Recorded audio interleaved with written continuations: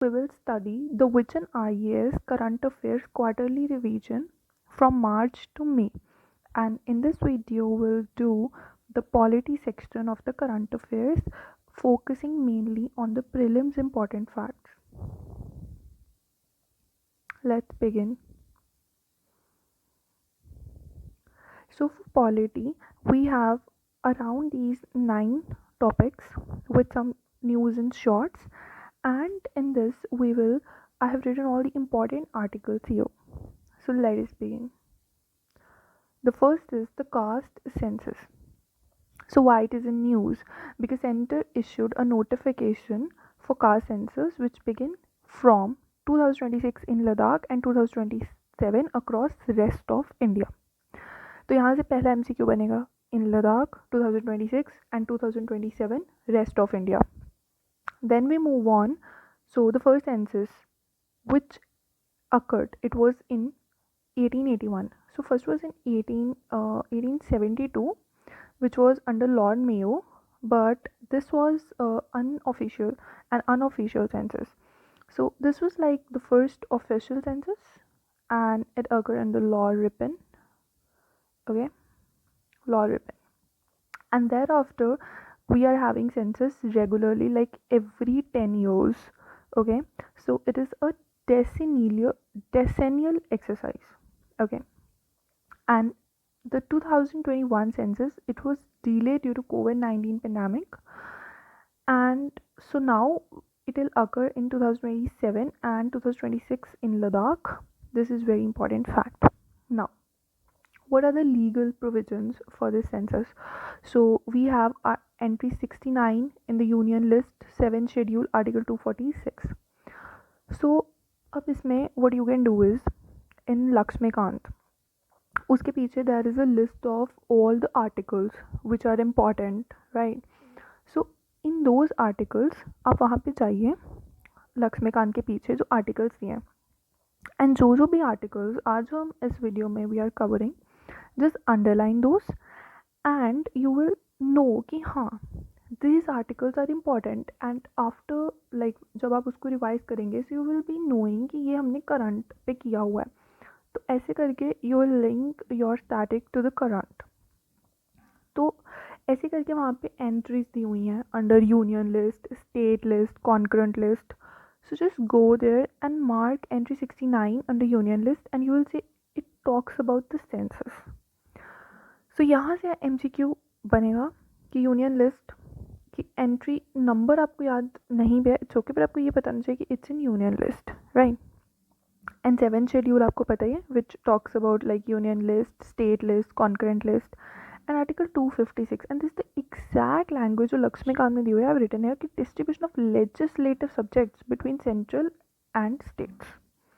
तो उसमें जो लेजिस्लेटिव सब्जेक्ट्स हैं उनको वो डिवाइड करता है, ये इसी के बारे में बात करता है 7 शेड्यूल. उसके बाद ये कुछ स्टैट्यूटरी प्रोविजंस हैं, सेंसस एक्ट है ये, and the registrar general and census commissioner is authorized to design the census performer. ये एक फैक्ट है बट नॉट सो इम्पॉर्टेंट. अब जो हिस्ट्री है सेंसस की, तो पहले प्री इंडिपेंडेंस में क्या होता था, caste census was regularly collected, caste data, it was regularly collected and it couldn't be published during World War 941, not an important fact.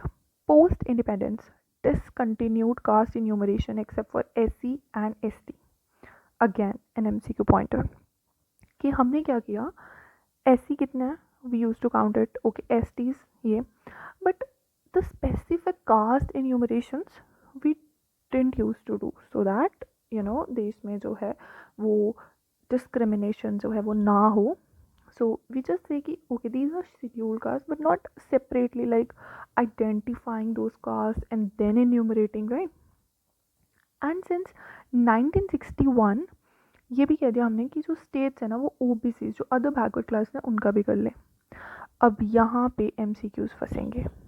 Now post independence पे SC एंड ST का जो data था वो publish होता था, but आप बाकी cast नहीं करते थे. बट जो OBCs हैं क्या उनका भी होता था? अब UPSC कहेंगे OBCs का भी डेटा पब्लिश होता था, तो नहीं होता था. बट स्टेट्स जो हैं वो कर सकते हैं। अब 2011 में क्या हुआ कि एक सोशियो इकोनॉमिक कास्ट सेंसस हुआ, बट उसका डेटा हमने पब्लिश नहीं किया। ओके एक और चीज़, ये जो सेंसस है ना ये डिजिटली होगा, it will be like the first digital census of a country. Then we move, and these are like some facts you can read on your own. And here I've written कि अभी हमें जो है वो क्या क्या we have learned here कि 2026 Ladakh, 2027 rest of India, जो फैक्ट्स आपको इस आर्टिकल में से याद करने। This is how you prepare for prelims. आप यहीं पे लिख लो, या you can write it on a notebook on for quick revision. Entry 69 union list, अब ये आपको कभी भूलना नहीं चाहिए, कभी भी पूछें। आर्टिकल 246, 340। 340 क्या कहता है कि आप एक कमीशन बना लीजिए to investigate the condition of BCs और द बैकवर्ड क्लासेस। ठीक है, ये कहता है। तो अगर कॉन्स्टिट्यूशन हमें कह रहा है कि हम इन्वेस्टिगेट करें उनके कंडीशन, तो why not conduct caste census, right? It's as simple as it. And OBC या states can. Now we move on to our next topic which is assent to the state bills. अब क्या है कि ये जो Tamil Nadu and governor का कुछ लफड़ा इनका चलता रहता है, नॉट सो इम्पॉर्टेंट, मतलब इट इज़ इम्पॉर्टेंट बट उसका कॉन्स्टिट्यूशनल जो प्रोविजंस हैं those are important. So just cram this article 142 asked a lot of times in PQs, it's very important, enforcement of orders of supreme court। क्या है कि आप justice deliver करने के लिए सुप्रीम कोर्ट इस आर्टिकल को इन्वोक करता है to provide justice. And we no and then the other provisions are article 200, bills reserve for governor the president, जो प्रेसिडेंट के लिए जो बिल्स रिजर्व करता है गवर्नर, आर्टिकल 201। सो पहले इस एक्ट इस बिल के नीचे आप 4 आर्टिकल्स उनको याद कर लो, 42, 143, 200 एंड 201। 142 कंप्लीट जस्टिस वाला। 143 is when president can consult supreme court on सब मैटर्स जो उनको अनकॉन्स्टिट्यूशनल लगते हैं। And then 200 is for the governor का जो असेंट टू बिल्स है, एंड जो रिजर्व फॉर प्रेसिडेंट है वो 201 है। And again you have to mark these articles, वो लक्ष्मीकांत के पीछे जो आर्टिकल्स की लिस्ट है उस पर। अब यहाँ पे कि गवर्नर जो है वो असेंट दे सकता है, विद होल्ड कर सकता है, रिटर्न फॉर रिकन्सिडरेशन कर सकता है वो, बट मनी बिल्स में वो नहीं कर सकता। बेसिक टर्म्स, रिकन्सिडर्ड बिल पे उसको एक्सेंट देना पड़ेगा, या फिर वो प्रेसिडेंट के लिए रिजर्व कर लेगा। प्रेजेंट एसेंट दे सकता है, उसको विडहोल्ड कर सकता है, रिकन्सिडरेशन के लिए दे सकता है। बट नाउ जो एमसीक्यू बन सकता है क्या है ना कि must act with in 6 months.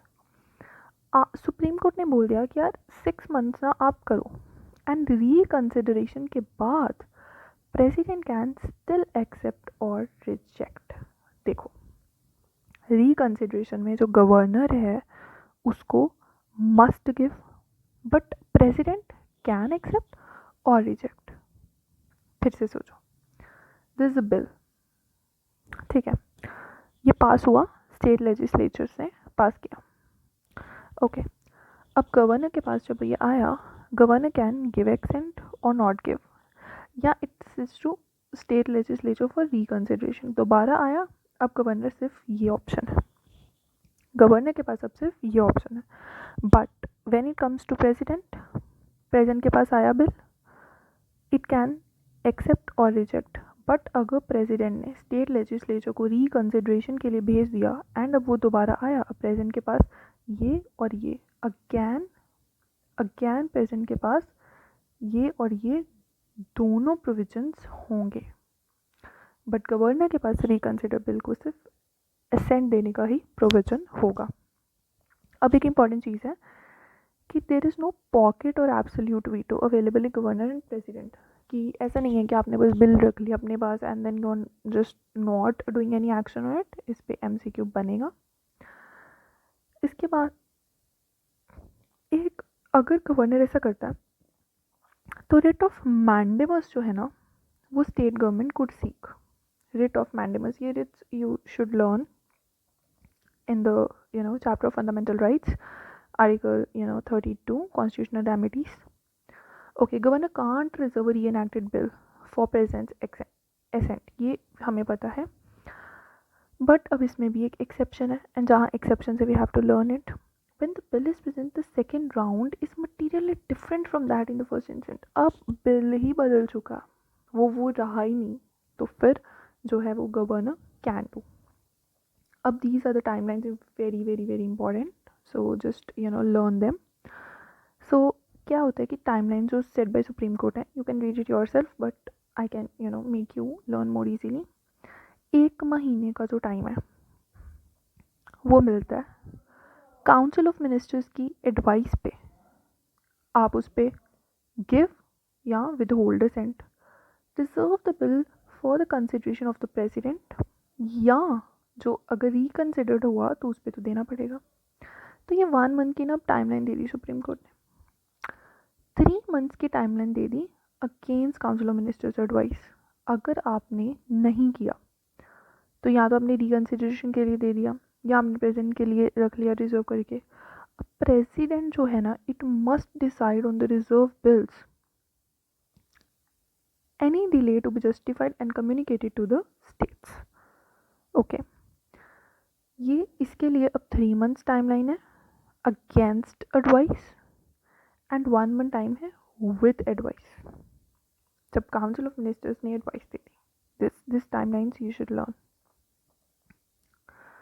And these are the articles 200, 201, 142, 143 timelines and discretion की कहाँ डिस्क्रिशन है गवर्नर के पास, कहाँ प्रेसिडेंट के पास डिस्क्रिशन है, कहाँ नहीं है. ये बहुत इंपॉर्टेंट है. इसकी तो एक लिस्ट बना लीजिए सब डिस्क्रिशंस की. स्पीकर के पास कौन से डिस्क्रिशनरी, मतलब डिस्क्रिशनरी पावर्स यूपीएससी को बहुत मज़ा आता है पूछने में. And then we move to the next topic. हाँ, यहाँ पे एक और चीज़ है कि governor lacks absolute discretion article 200 and has to mandatory abide by the advice tendered by the council of ministers except in the following situations.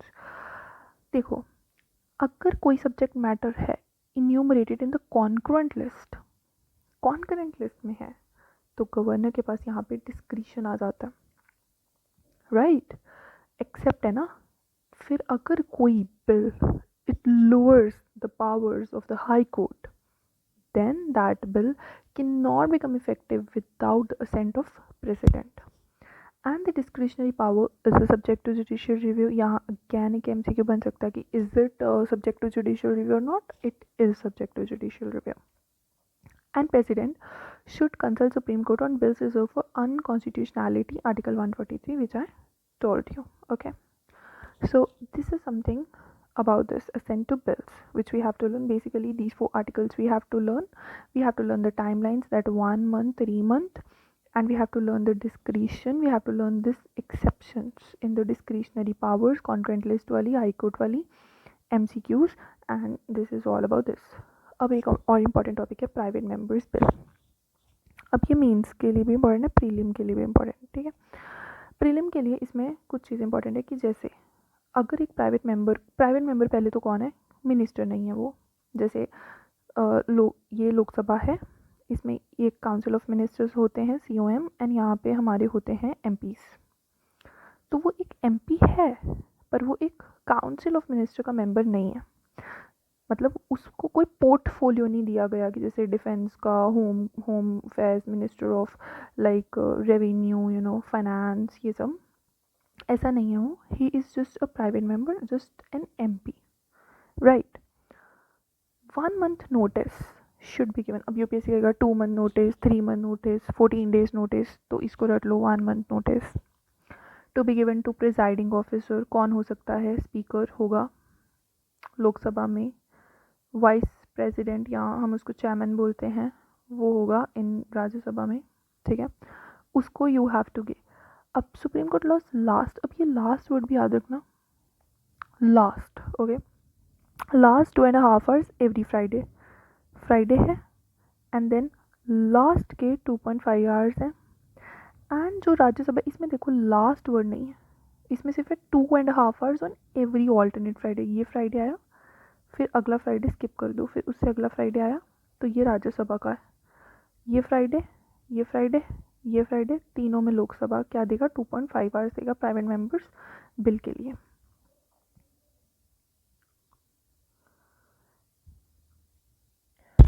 अब ये प्राइवेट मेंबर बिल के कुछ सिग्निफिकेंस है, you can learn it like for mains, you can read it, but यहाँ we are talking about prelims, so हम बस एक चीज़ याद करेंगे कि जो फर्स्ट सच बिल है इट वाज पास्ड इन 1952। अब यूपीएससी पूछ लेगा कि never a private member bill has been passed या it has been passed in 2000, तो याद कर लीजिए कि फर्स्ट वाला 1952 में एंड लास्ट वाला 1970 में है जो पास हुआ था। Okay, see the last bill was pass in 1970, तो ये यू शुड लर्न। एंड अब इसमें again see speaker chairman has discretionary power to admit और रिजेक्ट बिल्स, जिसमें कहा ना डिस्क्रिशनरी पावर्स याद कर लीजिए, स्पीकर के डिस्क्रिशनरी पावर्स, गवर्नर के, प्रेसिडेंट के, विच इज़ इंपॉर्टेंट। अब we move on to the separation of powers, ये मेंस का टॉपिक है, हम क्या करें, हम प्रीलिम्स फैक्ट करें क्योंकि मेंस की तैयारी होगी प्रीलिम्स के बाद। तो प्रीलिम्स अभी क्लियर करना is very important and we are in like middle of October, so अभी करंट करना is very important.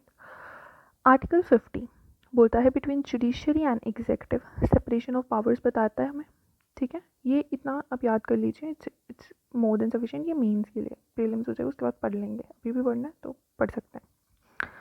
States demand for autonomy, अब क्या है ना कि तमिलनाडु ने बोला कि यार क्या हुआ था, जो कुछ सब्जेक्ट्स थे ना स्टेट लिस्ट के वो सेंटर ने कॉन्करेंट में डाल दिए थे। अब उसने बोला कि आप ना इसको देखिए कि क्या आप कुछ वे सजेस्ट कर सकते हैं जिससे हम स्टेट लिस्ट जो कॉन्करेंट हैं, कॉन्करेंट में गई हैं चीज़ें, उनको हम रीस्टोर कर सकें, यानी कॉन्करेंट से वापस हम स्टेट लिस्ट में लेके आ सकें, जिससे स्टेट की जो पावर है वो बढ़ जाएगी, स्टेट पावर जो है वो थोड़ी इंक्रीज हो जाएगी, उनको उनको थोड़े ज़्यादा सब्जेक्ट्स मिल जाएंगे। अब union of states with no right to secede for the states from the union, अब क्या है कि आप ये जैसे यूएस एक फेडरेशन है ना, इंडिया एक यूनियन है, यहाँ में आप जैसे जेके है उसको आप यूटी बना सकते हैं, लद्दाख उसमें से आप अलग कर दिया लद्दाख को, है ना, लद्दाख को यूटी बना दिया, अब इसको आप स्टेट भी दोबारा बना सकते हैं, स्टेटहुड दे सकते हैं।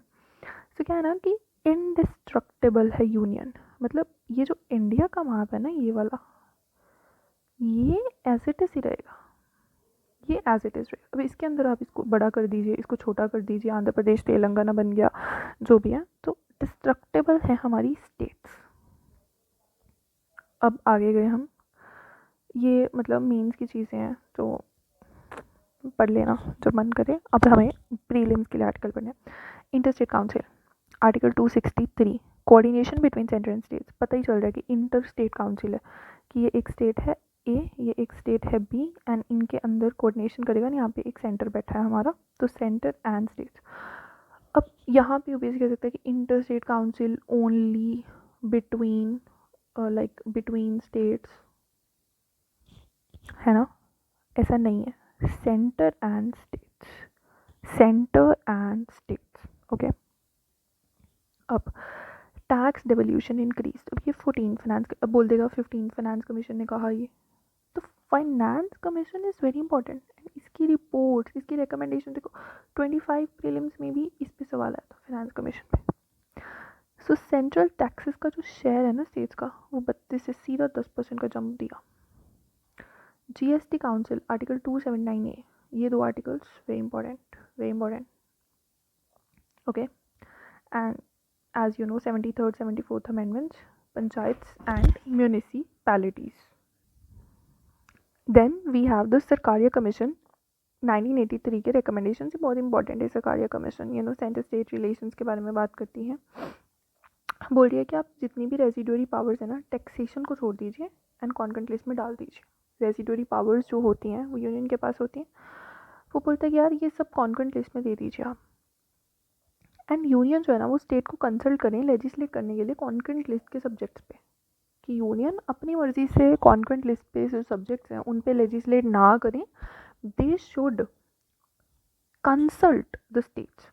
एंड देन एक पंची कमीशन आया था 2007 में, उन्होंने बोला कि आप जो फाइनेंशियल ट्रांसफर्स हैं अंडर डेवलप्ड स्टेट्स पे दीजिए, फिजिकल ह्यूमन इंफ्रास्ट्रक्चर उनका इंक्रीज़ कीजिए, देन एक उसने बोला कि आप इंटर स्टेट जो काउंसिल है ना, उसको आप collective and individual state consultations के लिए यूज़ कीजिए।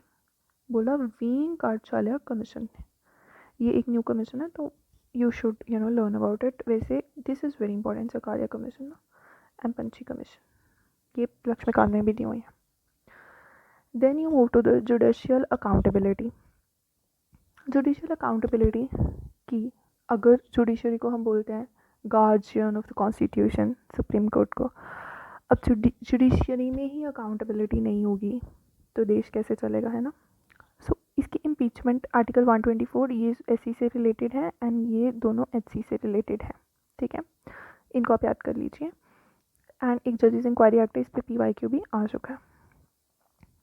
अब हम क्या पढ़ेंगे, लक्ष्मीकांत से जो आपको पढ़ना है वो है ये चीज़ें, इम्पीचमेंट ऑफ जजेस, हाई कोर्ट के कैसे रिमूव होते हैं, सुप्रीम कोर्ट के, इसमें जो भी फर्स्ट जजेस केस, सेकंड जजेस केस, थर्ड जजेस केस, मतलब बहुत इंपॉर्टेंट चीज़ें, इनको आप स्टार्टिंग में पढ़ेंगे ही। अभी करंट में हमें क्या पढ़ना है, इन हाउस मैकेनिज्म है, ठीक है। ये है, आप एक अलग से बाहर से एक कमेटी बना दीजिए जो इन्वेस्टिगेट करे कि क्या जो जजेस हैं उनका जो कॉन्डक्ट है वो कैसा है, एंड देन वो एक ना रिपोर्ट सबमिट करे रिमूवल के लिए या क्रिमिनल एक्शन के लिए, जैसे अभी एक जज के साथ ये किया गया था। अब ये प्रोविजंस है इन हाउस कमेटी के, इसको रटना पड़ेगा। तो चलिए लेट्स इसको याद करने की कोशिश करते हैं। हाई कोर्ट के जज के लिए चीफ जस्टिस होंगे 2 हाई कोर्ट के, एंड एक हाई कोर्ट, मतलब जिस हाई कोर्ट में जज है उसका नहीं, किसी और 2 हाई कोर्ट्स के चीफ जस्टिस होंगे एंड एक हाई कोर्ट का जज होगा। मतलब जो हाई कोर्ट का जज है उसको रिमूव करने के लिए 2 चीफ जस्टिस हाई कोर्ट के एंड 1 HC जज। अब हाई कोर्ट का चीफ जस्टिस आ गया, तो इसमें आप क्या कर लीजिए, आप एक जज सुप्रीम कोर्ट का डाल दीजिए and 2 chief justice of high court, ये सेम रहने दीजिए। फिर आ गया सुप्रीम कोर्ट का जज, तो उसमें आप तीनों जज ही सुप्रीम कोर्ट में डाल दीजिए। इसको एक टेबल बना के भी हम अच्छे से याद कर सकते हैं थोड़ा, कि जैसे इसको एक टेबल बना के हम अच्छे से याद कर लेते हैं कि अगर आपको रिमूव करना है जज ऑफ हाई कोर्ट का जज आपको रिमूव करना है, तो आप जो CGI हैं एंड ये हैं सिंपल जज, तो CGI आप 2 ले लीजिए हाई कोर्ट के एंड 1 ले लीजिए जज हाई कोर्ट का। अब आपको सुप्रीम कोर्ट का जो है वो जज निकालना है, तो आप तीनों ही जो जज हैं वो सुप्रीम कोर्ट के ले लीजिए।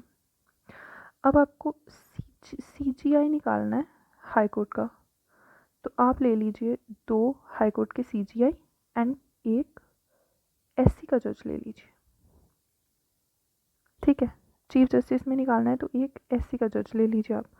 ऐसे करके ये टेबल बना के यू कैन ईजीली रिमेंबर, अपने हिसाब से you can make a table जिससे आपको अच्छे से याद हो जाए, but this is important and इसको याद कर लेना चाहिए। ये जो स्ट्राइकिंग डाउन ऑफ NJAC हुआ था, दिस इम्पॉर्टेंट एंड इसको आप कर लीजिए। NJAC कोलिजियम जो भी ये हुआ था, ये जब लक्ष्मीकांत का चैप्टर आएगा जिसमें 3 जजेस केसेस NJAC को सुप्रीम कोर्ट ने अनकॉन्स्टिट्यूशनल कह दिया था। अच्छा, अब एक रिकमेंडेशन आई थी कि आप ना नेशनल जुडिशियल कमीशन बना दीजिए जिसमें जुडिशियल एंड नॉन जुडिशियल दोनों मेंबर्स हो जाएं, एंड ये लॉ कमीशन की 80th एंड 121st रिपोर्ट ने ये चीज़ जो है वो कही थी। इट्स एन इम्पॉर्टेंट थिंग, मतलब इतना भी नहीं बट हाँ पता होना चाहिए आपको। उसके बाद 5 years ऑफ स्वामित्व स्कीम। अब कोई भी स्कीम की जो भी एनिवर्सरी होती है, it is important to learn, तो 5 साल इसने कंप्लीट किया। अब इसका नाम क्या है, survey of villages and mapping with improvise technology in village areas. तो नाम ही बता रहा है कि सर्वे करेगा, मैप करेगा, इम्प्रोवाइज टेक्नोलॉजी से करेगा। 2021 में लॉन्च हुई थी, तभी 5 साल हुए। अब इसको जो है इम्प्लीमेंट करती हैं 4 चीज़ें, ये आप याद कर लीजिए। एक तो ministry of Panchayati Raj, state revenue department, state Panchayati Raj department and survey of India. मतलब 2 चीज़ें इंडिया की हैं, एक तो मिनिस्ट्री, एक survey of India, and then state का एक तो रेवेन्यू डिपार्टमेंट एंड एक पंचायती राज डिपार्टमेंट, ठीक है, ईजी है। उसके बाद इसमें अब ये वर्ड है जैसे कंटिन्यूसली ऑपरेटिंग रेफरेंस स्टेशंस, इनको इस्टेब्लिश किया जाता है फॉर लैंड डिमार्केशन, यहाँ पे एमसीक्यू बनेगा। ग्राम मानचित्र, ड्रोन सर्विस ग्राम पंचायत डेवलपमेंट प्लानिंग के लिए जो है ये एनालिटिकल टूल्स हैं। ये चीज़ आप पढ़ लीजिए, एमसीक्यू में बता देगा कि स्वामित्व स्कीम से ये रिलेटेड हैं, या मैच द फॉलोइंग में कि ये किस स्कीम से रिलेटेड हैं। ये एक्यूरेट लैंड रिकॉर्ड्स देता है, सर्वे इंफ्रास्ट्रक्चर जीआईएस मैप्स बताता है डिपार्टमेंटल यूज़ के लिए, प्रॉपर्टी टैक्स डिटर्मिनेशन फॉर ग्राम पंचायत और द स्टेट एक्सचेकर, ये थोड़ा सा मतलब है इंपॉर्टेंट चीज़, इसको आप पढ़ सकते हैं। Then financial stability by allowing citizens to use property as a financial asset, you know. And then better quality gram panchayat development using GIS maps. अच्छा, अब एक और चीज़ जो इसके सिग्निफिकेंस है, ये क्या है कि आप इसके थ्रू जो प्रॉपर्टी कार्ड्स हैं ये इशू हुए हैं। प्रॉपर्टी कार्ड्स मतलब इस पर एमसीक्यू बन सकता है कि ये प्रॉपर्टी कार्ड्स की स्कीम के अंदर स्वामित्व स्कीम। अब ये एक वैल्यूएबल कलेक्ट्रल है, अगर आपको लोन चाहिए तो आप अपने प्रॉपर्टी कार्ड्स को गिरवी रख के you can just get a loan. अब एक क्वेश्चन यूपीएससी पूछेगा कि स्वामित्व scheme has 100% completion of drones in all states of India in more than like 10 states. अब कुछ लोग ना ट्रिक बताते हैं कि जहाँ पे यूपीएससी मोर देन बोले वो तो सही होगा, पर अब यहाँ पे हमें पता है कि हरियाणा उत्तराखंड मतलब 2 स्टेट्स में 100% कम्प्लीशन होगा, तो अगर वो मोर देन 10 भी बोल देगा तो ये स्टेटमेंट गलत हो जाती है। इसीलिए स्टडी का कोई सब्स्टिट्यूट नहीं है, राइट। ये चीज़ें पता होनी चाहिए, इसीलिए प्रीलिम्स नहीं हो रहा है क्लियर, क्योंकि हम तुक्केबाजियाँ, शॉर्टकट, इन सब चीज़ों के पीछे ज़्यादा भाग रहे हैं, ये बेसिक चीज़ें करने की बजाय।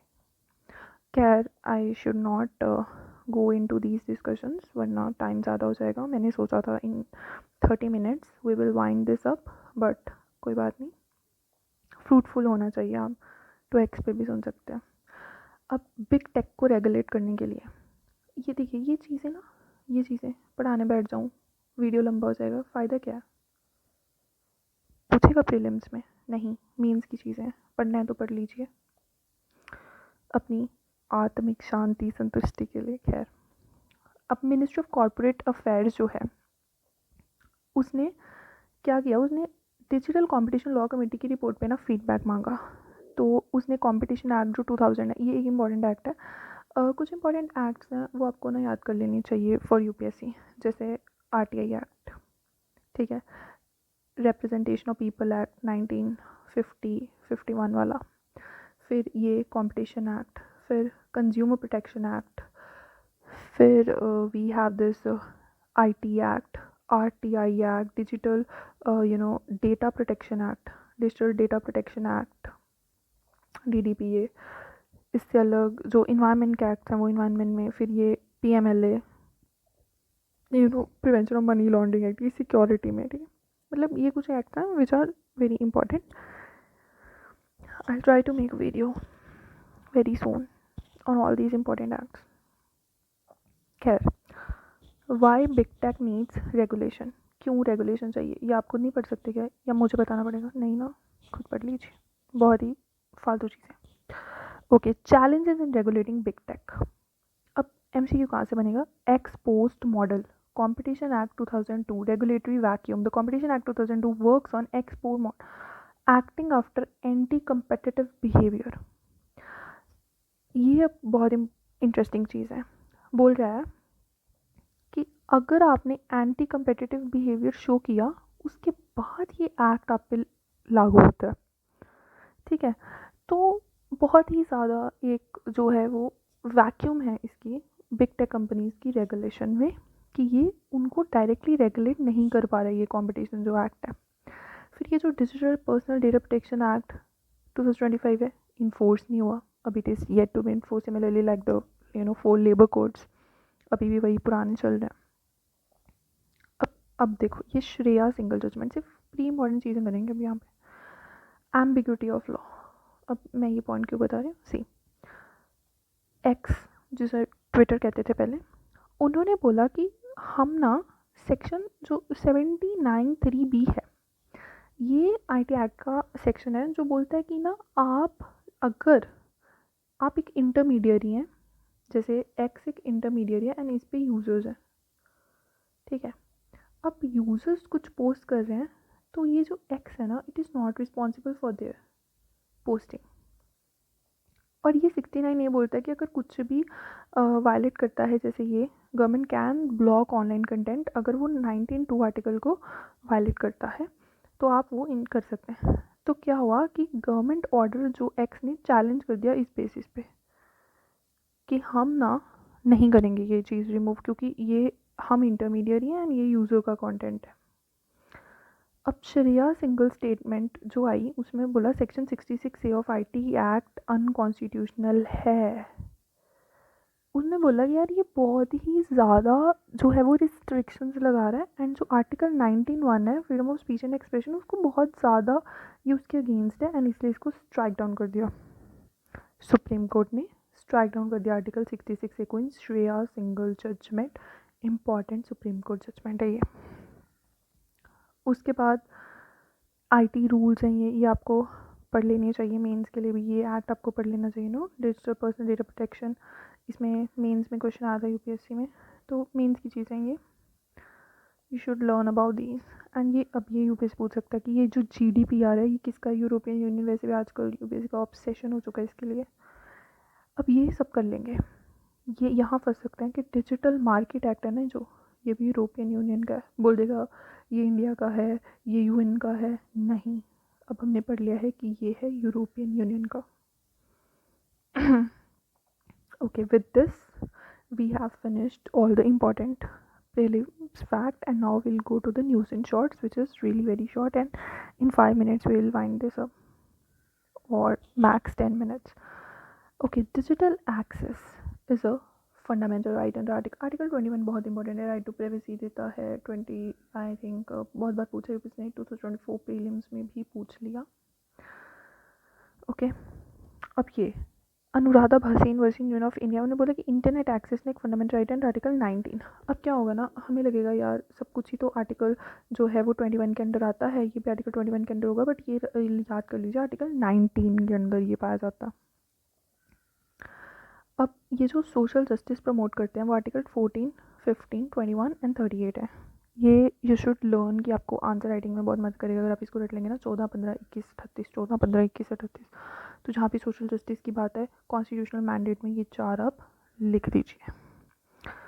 Then you go to right of pedestrians, तो article 21 again right of pedestrians, digital access, कुछ बहुत सारी चीज़ें इसमें आती हैं, यू शुड लर्न।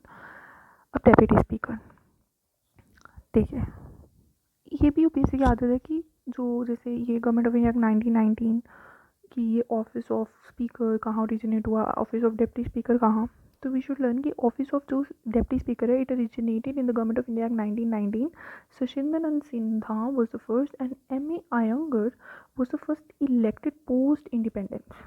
ठीक है, जैसे ये सचिंदन सिन्हा पे देखा 2024 में प्रीलिम्स में एक क्वेश्चन आ गया था, तो ऐसे यहाँ से क्वेश्चन पूछ सकते हैं। UPSC ऑब्सेशन है उसका इस चैप्टर पे, हिस्टोरिकल बैकग्राउंड जो पहला चैप्टर है जिसमें all these acts are given, should learn. उसके बाद इलेक्शन, आर्टिकल 93 इंपॉर्टेंट है। अब लॉन्ग स्टैंडिंग कन्वेंशन है कि आप ऑपोजिशन का बंदा जो है वो, अगर जैसे BJP का बंदा है स्पीकर जैसे ओम बिरला सर हैं, तो जो कांग्रेस का बंदा होगा वो आप डिप्टी स्पीकर लिख दीजिए। ठीक है, उसके बाद आर्टिकल ये है कि आप जो डिप्टी स्पीकर है वो स्पीकर को रेजिग्नेशन देता है, स्पीकर डिप्टी स्पीकर देता है, मतलब it's a vice versa process. Article 94 ये चीज़ बोलता है, एंड आर्टिकल 95 बोलता है कि ये स्पीकर की एब्सेंस में उसके पावर्स परफॉर्म करते हैं। जैसे M.A. Iyengar जो थे वो स्पीकर बन गए थे सडनली आफ्टर जब G.V. मावलंकर जी की डेथ हो गई थी।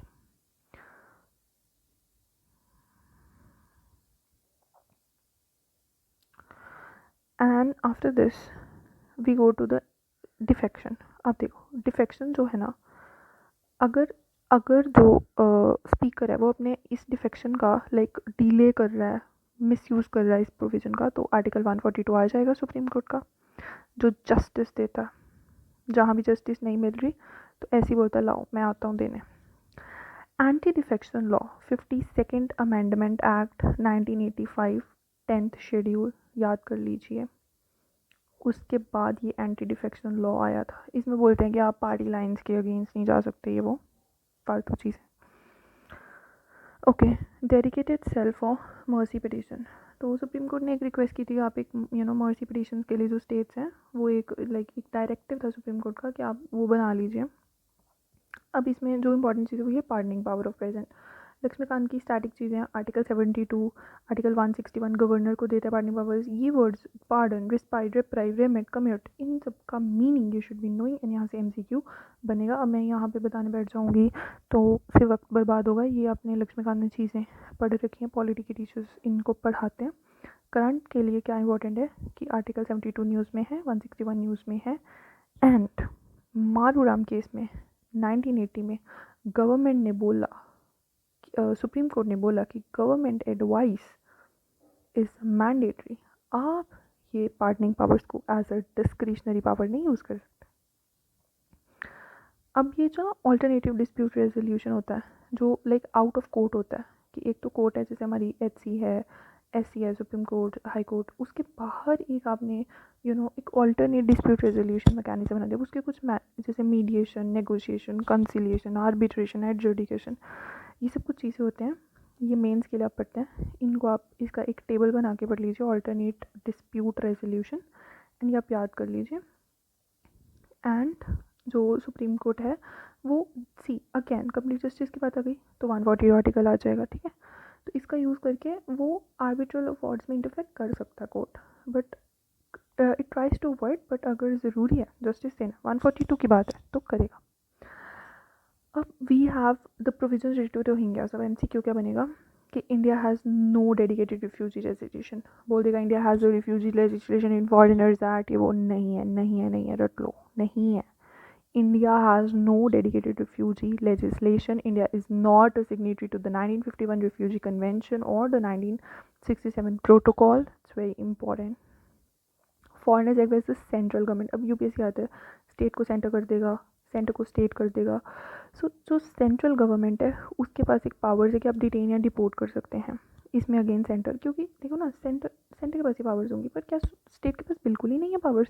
हैं, बट कॉन्स्टिट्यूशन के प्रोविजंस के अकॉर्डिंग है, एक्ट के अकॉर्डिंग नहीं है, कॉन्स्टिट्यूशन के प्रोविजंस के अकॉर्डिंग। आर्टिकल 258(1), 239(1) ये स्टेट्स को भी पावर देता है कि आप ना ये सब कर सकते हैं, डिटेन, डिपोर्ट वगैरह।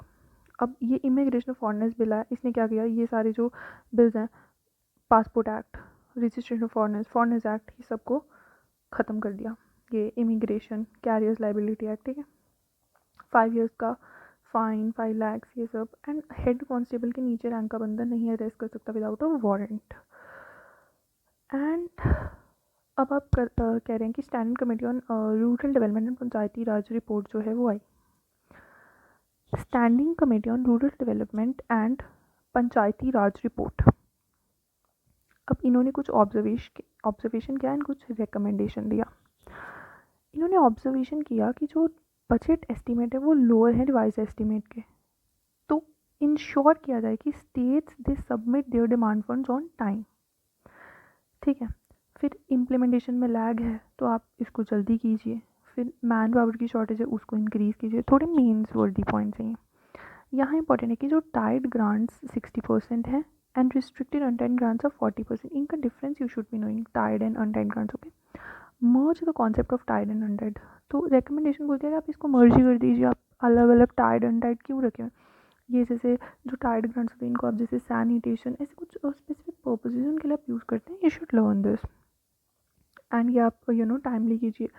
जो ग्रांट्स भी पंचायत से रिलायबल, तो उनको कुछ ओन रेवेन्यू जैसे प्रॉपर्टी टैक्सेस से वो इस रेवेन्यू को है वो ले सकते हैं। And we have the 50th anniversary of Sikkim's statehood. 36th amendment act से जो सिक्किम है it became a state of full fledged state of India. And इसको पहले हमने एसोसिएट स्टेटस दिया था, स्टेटस 36th अमेंडमेंट में, बट 35th में, एंड देन 36 में we made it a complete state and it became the 22nd state of India. Okay, 371F grants special provisions to Sikkim. So this is all about polity and अब हम वहाँ पे आते हैं अपने index पे जहाँ we wrote all the important articles. ऐसे you should mark your PDF। See caste census में हमने पढ़ा आर्टिकल 246, 340 ये बोलता है कमीशन अपॉइंट कीजिए, एंड जो 246 है वो बोलता है कि जो भी लेजिस्लेटिव सब्जेक्ट्स हैं उनको डिवाइड करता है 7 शेड्यूल के, union list, state list and concurrent list. 142 complete justice, 143 president जो है सुप्रीम कोर्ट की एडवाइस लेगा, 200 governors act and bill 201 reconsideration, bill reserve for reconsideration of president. Then separation of powers 50, ये जुडिशियरी को executive से separate करता है। State demand for autonomy, इसमें 263 आता है इंटरस्टेट काउंसिल एंड 279 आता है GST काउंसिल। एंड सरकारी कमीशन बोलता है, पंची कमीशन बोलता है कि आप इंटरस्टेट काउंसिल को वेंकट चालिया कमीशन बोलता है कि आप इंटरस्टेट काउंसिल को यूज़ कीजिए। एंड सरकारी कमीशन बोलता है कि आप स्टेट के सब्जेक्ट्स जो हैं वो आप कॉन्करेंट लिस्ट में डाल दीजिए, रेजिड्यूरी पावर्स हैं वो आप दे दीजिए रेजिड्यूरी सब्जेक्ट्स। उसके बाद एक्सेप्ट टैक्सेशंस जो है ना वो आप रहने दीजिए यूनियन के पास।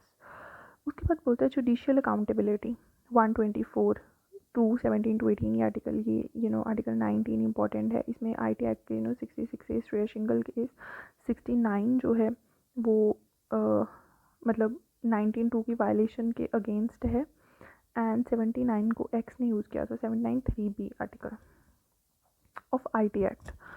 देन ये 21 right to life and personal liberty, इसमें पेडेस्ट्रियंस का राइट है, डिजिटल एक्सेस का आ जाता है। देन 93 डेप्टी स्पीकर, 94 ठीक है ये भी डेप्टी स्पीकर 93 94। देन ये जो है ये आ जाता है pardoning power of president, pardoning power of governor.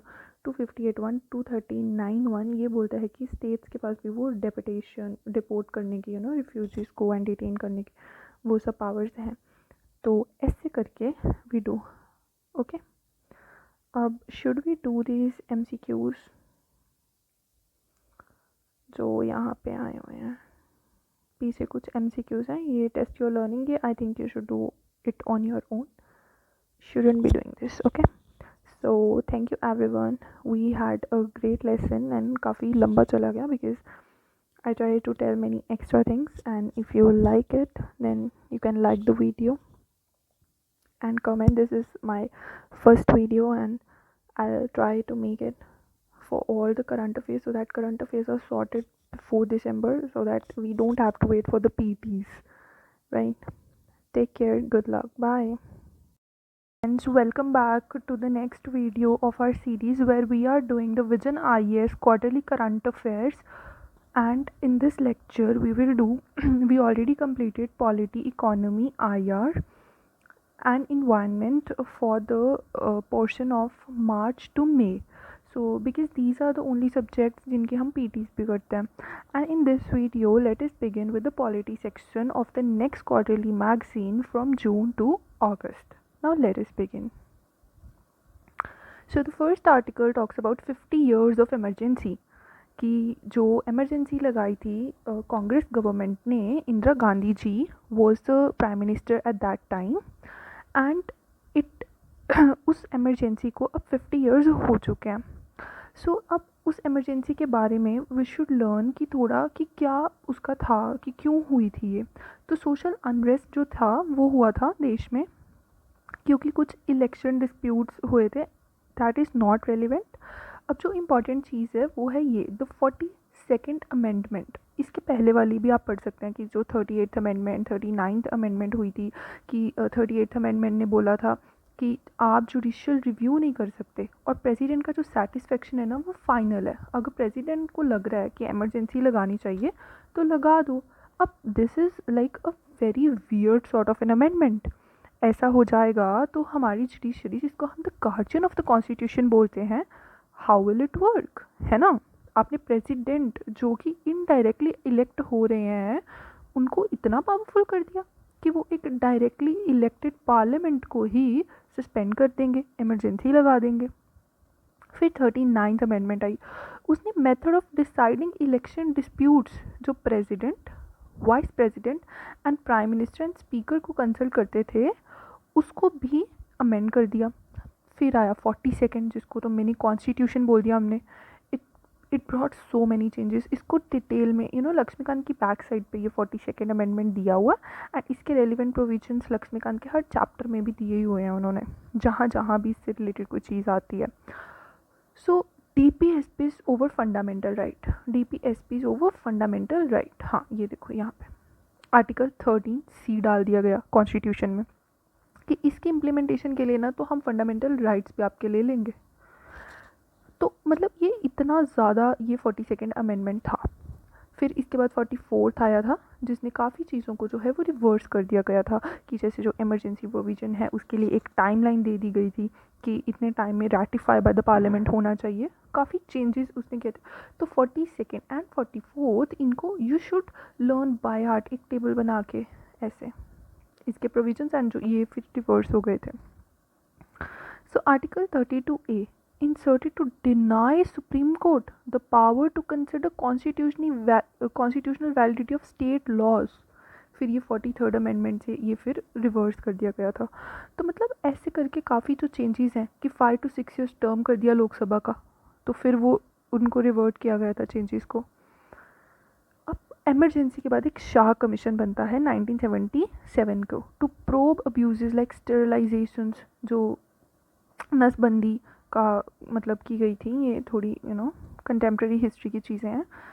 And forcibly retire किया गया गवर्नमेंट एम्प्लॉयज़ को। एंड ये आ गया फिर 44th अमेंडमेंट, जिसने चेंजेस किए कि आर्म रिबेलियन वर्ड जो है ना, ये बहुत इंपॉर्टेंट है, ये इंसर्ट कर दिया इंस्टेड ऑफ इंटरनल डिस्टर्ब। अब इंटरनल डिस्टर्बेंस तो कुछ भी बोल दोगे आप कि 2 कम्युनिटीज़ में दंगे, इंटरनल डिस्टर्बेंस हो रहा है, चलो हम इस पर एमरजेंसी लगा देते हैं। तो ऐसे करके तो देश चलेगा ही नहीं। सरकार जो है वो अपनी रिस्पॉन्सिबिलिटी से भागने लगेगी कि कुछ भी हो रहा है देश में, हम एमरजेंसी लगा के एक्स्ट्रॉर्डिनरीली पावरफुल हो जाते हैं। So this is not a thing ना। तो अगर आर्म्ड रिबेलियन हो जाए कि हमारी आर्म फोर्सेस जो ऐसा लाइक कभी नहीं करेंगी, इतनी ज़्यादा रिस्पेक्टेड इंडियन आर्म फोर्सेस हैं, very very away from the political issues, तो वो हो जाए ना अगर देश में, जैसे पाकिस्तान की आर्मी उनके पीएम को टिकने नहीं देती, but Indian army is the most disciplined army. तो अगर आर्म रिबेलियन हो जाए इंस्टेड ऑफ इंटरनल डिस्टर्बेंस, तो आप कर सकते हैं एमरजेंसी, जो ये है अंडर आर्टिकल 352। फिर उन्होंने बोला कि मैंडेटेड कर दिया 1 month में पार्लियामेंट्री अप्रूवल।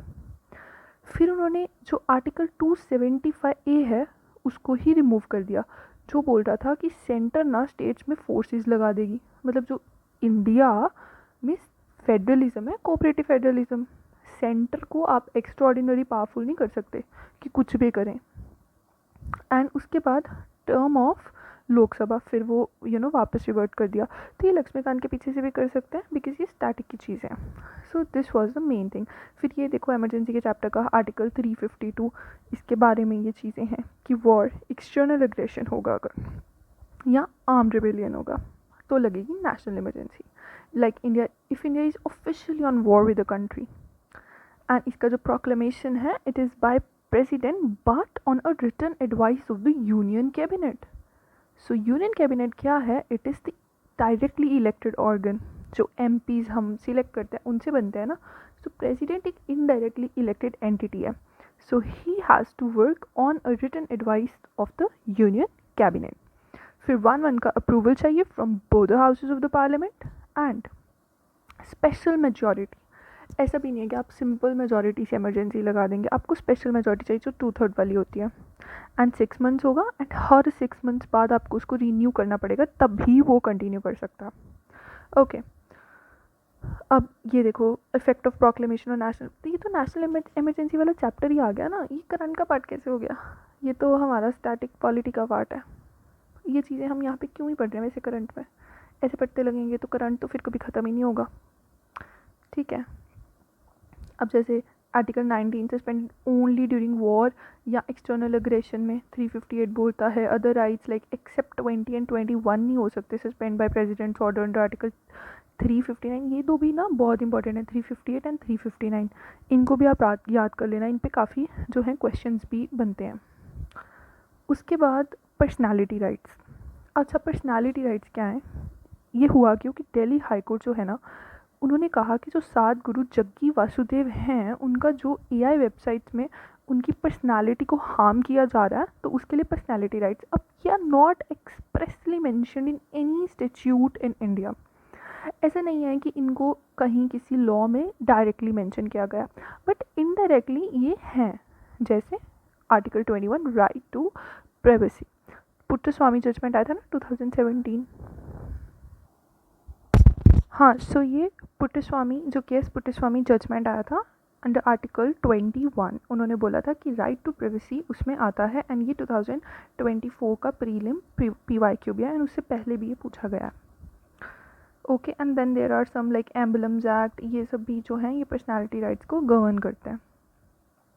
उसके बाद an important article interstate water dispute, ये भी स्टैटिक का, पॉलिटी तो मैक्सिमम स्टैटिक के ही टॉपिक्स होते हैं, बस हमें ये जानना होता है कि न्यूज़ में कौन से टॉपिक्स हैं, ताकि उनको हम अपने स्टैटिक से जो है वो कवर कर लें कि this was in news, so it automatically becomes important for UPSC to ask from the static portion of that topic. तो जैसे रावी ब्यास वाटर्स ट्राइब्यूनल 1986 में बना, got a 1 year extension to settle sharing between Punjab, Haryana and Rajasthan. अब इसमें पंजाब हरियाणा लोगों को याद रहेगा, लगेगा यार राजस्थान ब्यास रावी, तो ये राजस्थान भी आता है इसमें, ठीक है, रिमेंबर दिस।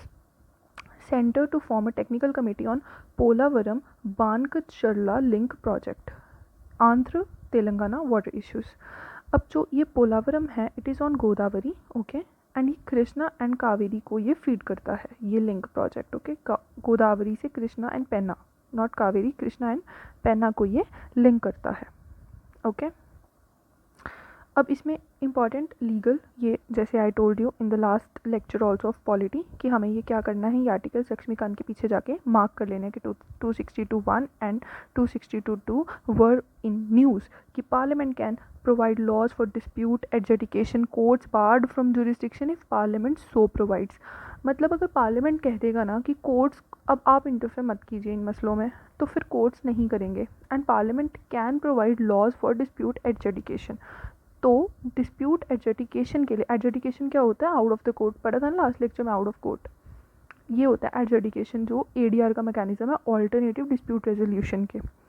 इसमें काफ़ी चीज़ें आ जाती हैं, जैसे कंसिलिएशन, नेगोशिएशन, मीडिएशन, एडजुडिकेशन, ठीक है, ये सब आप याद कर लेना। आर्बिट्रेशन, आर्बिट्रेशन भी आता है। आर्बिट्रेशन कहाँ पढ़ा था हमने, जो था इंडस वाटर ट्रीटी में होता है ना, परमानेंट कोड ऑफ आर्बिट्रेशन, जहाँ पाकिस्तान न्यूट्रल एक्सपर्ट को स्किप कर देता है एंड आर्बिट्रेशन में पहुँच जाता है। खैर, सो लॉज अंडर आर्टिकल 262, ये इंपॉर्टेंट है, river boards act 1956, union may set up boards to regulate interstate rivers with states, interstate river water disputes act, union may establish tribunal on state request। अब देखो, अब यहाँ पे MCQ फंसेगा कि union में setup boards, अब बोलेगा रिवर बोर्ड्स एक्ट बोलता है कि स्टेट्स में सेटअप बोर्ड्स, नहीं, इंटरस्टेट की तो बात हो रही है, तो यूनियन करेगा ना। अब 2 स्टेट्स हैं, सपोज महाराष्ट्र है, कर्नाटका है, तो ये सेटअप करेगा या ये सेंटर करेगा, ठीक है। उसके बाद भी यूनियन सेंटर वो इस्टेब्लिश करेगा ट्राइब्यूनल ईच स्टेट रिक्वेस्ट, ये बोलता है कि अगर स्टेट ने रिक्वेस्ट कर दिया तो फिर वो ट्राइब्यूनल सेटअप कर देगा। 7th schedule union list entry 56 बोलता है regulation of inter state reverse. अच्छा, अब ये कहाँ मार्क करना है, लक्ष्मीकांत के पीछे जो लिस्ट में एंट्रीज दी हुई हैं, तो entry 56 regulation of inter state reverse. अब ये हमें पता होना चाहिए कि यूनियन लिस्ट में है। उसमें पढ़ा था हमने इन्वायरमेंट वाली PT में, क्या पढ़ा था, सेम ऐसा पढ़ा था ना हमने, एंट्री पढ़ी थी माइंस के लिए कि यूनियन लिस्ट में, और फिर उसके रिस्पेक्ट में subject to entry I think 54 थी कि फिर स्टेट लिस्ट में भी एक आर्टिकल था। तो ऐसे ही है कि रेगुलेशन जो है इंटर स्टेट रिवर्स का वो यूनियन करता है, एंड स्टेट लिस्ट जो है वो वाटर यूज़ इरीगेशन इसके हिसाब से करेगा, तो यूनियन थोड़ा ऊपर है। माइंस के केस में भी ऐसे ही था। अब उसके बाद देखो, एक हमने पढ़ा था 69, एंट्री 69 क्या था, सेंसर्स, ये हमें नहीं भूलना, ये याद करना ही करना है, यूनियन लिस्ट में था सेंसस। एंड स्पोर्ट्स हमने पढ़ा था, वो कौन सी लिस्ट में था, स्पोर्ट्स गवर्नेंस बिल शायद आगे आएगा, okay, the list I think state list में आता है sports, okay, the list. Tribunal formation, Kaveri tribunal setup in 1990 after decades, मतलब ये चैलेंजेस हैं, ये वैसे मेंस के लिए इंपॉर्टेंट है चैलेंजेस, प्रीलिम्स में तो यहीं से सवाल बनेंगे ये आर्टिकल से, इन चीज़ों से। यहाँ एक बन सकता है कि जो ये रिवर वाटर ट्राइब्यूनल डिस्प्यूट है act 1956, tribunal award publish is equal to the SC decree. अच्छा, एससी डिग्री क्या होता है? Supreme court is the final court of appeal ना, तो यानी कि इसका डिसीजन फाइनल होगा, बाइंडिंग होगा। इसी तरह से जो ट्राइब्यूनल अवार्ड पब्लिश किया जाएगा ना, वो भी सुप्रीम कोर्ट के ही बराबर है। ओके, अब देखना कोर्ट इंटरवेंशन कि वो कैनॉट एडजुडिकेट, मतलब ऐसा नहीं है कि कोर्ट आके मतलब डायरेक्ट इंटरफेरेंस कर रहा है इस चीज़ में, पर इंटरप्रेट कर सकता है कि ये ट्राइब्यूनल ने ये अवार्ड लिख दिया, अब आपको ना ये समझ नहीं आ रहा तो सुप्रीम कोर्ट इसको पढ़ के बता देगा कि इसका मतलब क्या है। उसके बाद other measures taken to resolve interstate water dispute, इसका एक अमेंडमेंट बिल आया 2019 में, बोलता है कि एक कमेटी बना दीजिए और एक सिंगल ट्राइब्यूनल मल्टीपल बेंचेस, मतलब ट्राइब्यूनल एक बनाइए उसके बेंच मल्टीपल बना दो। ऐसे बहुत सारे ट्राइब्यूनल बनाने से अच्छा है कि आप थोड़ा एक ऑर्गेनाइज तरीके से कर दो और एक टाइम बाउंड अवार्ड दो, ऐसा नहीं कि सालों साल तक अवार्ड ही नहीं आ रहे हैं। ओके, तो यही चीज़ें हैं, फिर ये कुछ वे फॉरवर्ड है। Okay, in next article we have the cost of politics in India, ये मेंस का टॉपिक है, मेंस में भी नहीं पूछेगा वैसे इतना, तो कहीं कुछ मतलब ऐसा नहीं कि 10 मार्क्स मतलब यही पूछ ले आपसे कॉस्ट ऑफ पॉलिटिक्स, ऐसा नहीं है, बट हाँ कहीं आप कहीं ऐड कर सकते हैं कि काफ़ी खर्चा होता है पॉलिटिक्स इलेक्शंस कंडक्ट वगैरह कराने में इंडिया में ना।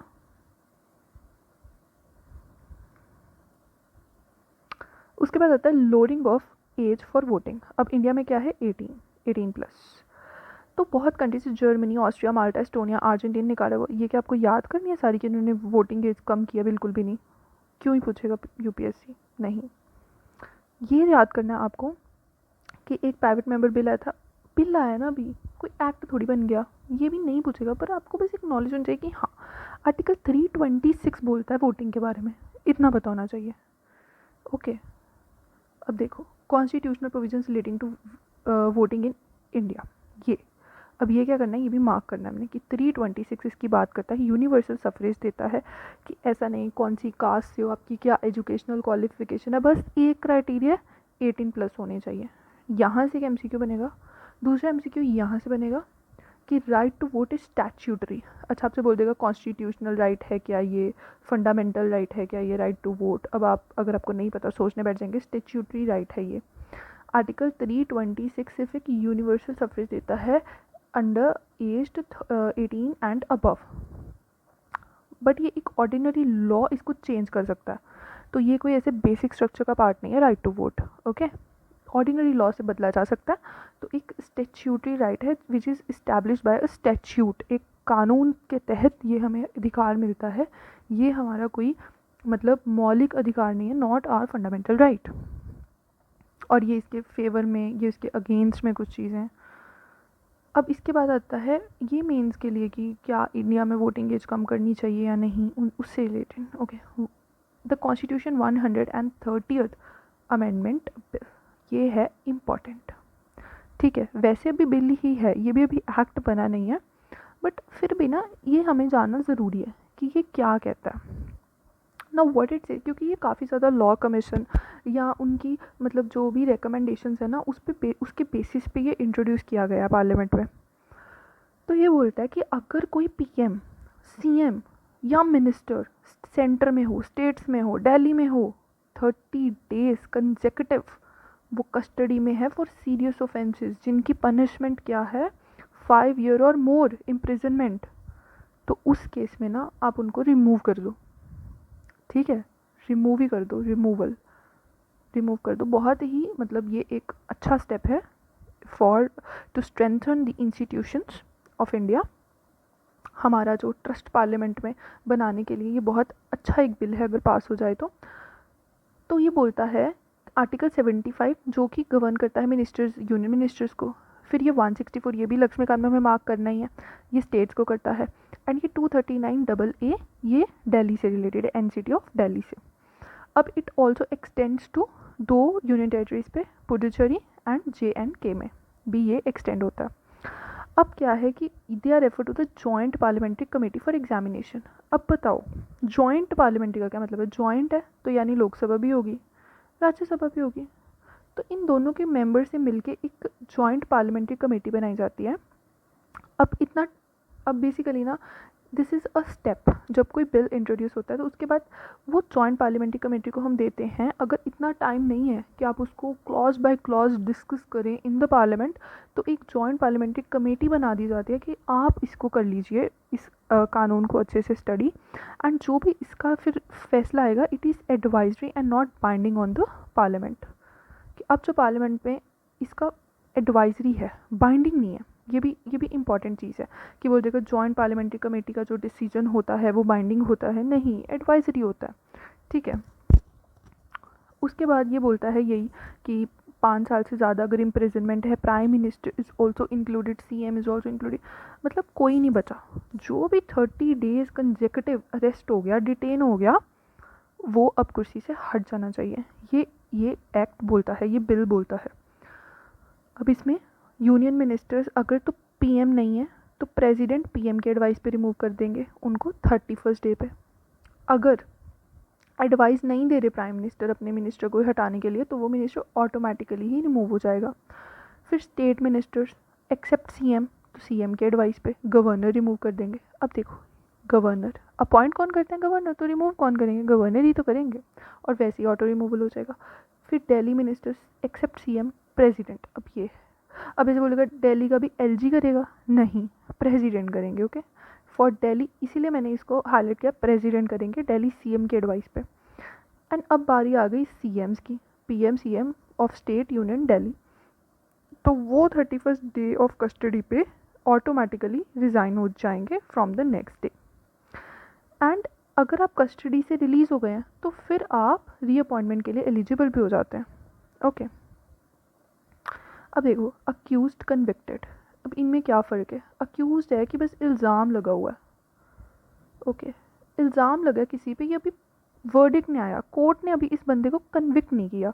कन्विक्ट होता है कि ऐसी ने ना वर्डिक्ट ही दे दिया, ऐसी नहीं, किसी भी कोर्ट ने वर्डिक्ट ही दे दिया, अब इसको स्टैम्प लगा दिया कि अब इट इज़ फाइनल, कि अब इसने ये गुनाह किया है, उसके लिए उसको सज़ा सुना दी। पर अक्यूज्ड का मतलब है कि अभी सिर्फ इल्ज़ाम ही लगा है।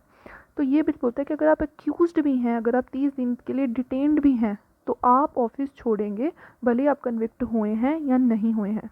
ठीक है, तो इसलिए ये बहुत रेवोल्यूशनरी बिल है और इसको अच्छे से पढ़ना बहुत ज़रूरी है। और अब ये इसके आर्ग्यूमेंट्स फेवर में, ये अगेंस्ट में, ये मेन की चीज़ है। एक्ट क्या है हमें पता होना चाहिए। अब ये देखो, ये रिप्रेजेंटेशन ऑफ पीपल एक्ट 1951, इस पे UPSC PYQs में पूछता ही है, बहुत इंपॉर्टेंट है, मीन्स में भी पूछता है। ठीक है, इसके बारे में तो रिप्रेजेंटेशन ऑफ पीपल एक्ट बहुत इंपॉर्टेंट है। इस पे I have also uploaded short जहाँ पे हम इंपॉर्टेंट एक्ट सीरीज कर रहे हैं। सो इसका सेक्शन 8 जो बोलता है कि conviction of crimes with imprisonment over more years, और ये PYQ में यही एग्जैक्टली UPSC ने पूछा था, यही एग्जैक्टली क्वेश्चन कि कितने साल, 2 साल, 3 साल, 5 साल। ठीक है, तो ये RPA में भी ये दिया हुआ है। फिर ये कुछ वे फॉरवर्ड है, ठीक है, कि आप ऐसे कर सकते हैं, आप सस्पेंड कर दीजिए रिमूव करने की बजाय, एक फास्ट ट्रैक ट्रायल्स बना दीजिए इनके लिए, जिससे स्पीड अप हो जाएँ केसेस, ट्राइब्यूनल्स हो जाएँ। ओके, अब आ गया नेशनल स्पोर्ट्स गवर्नेंस बिल। ये आ गई वो चीज़ सबसे पहले कि state jurisdiction entry 30 day of state list, बोल देगा स्पोर्ट्स गवर्नेंस यूनियन लिस्ट में है, कॉन्करेंट लिस्ट में नहीं, स्टेट लिस्ट में है जी, स्पोर्ट्स स्टेट रेगुलेट करेगा।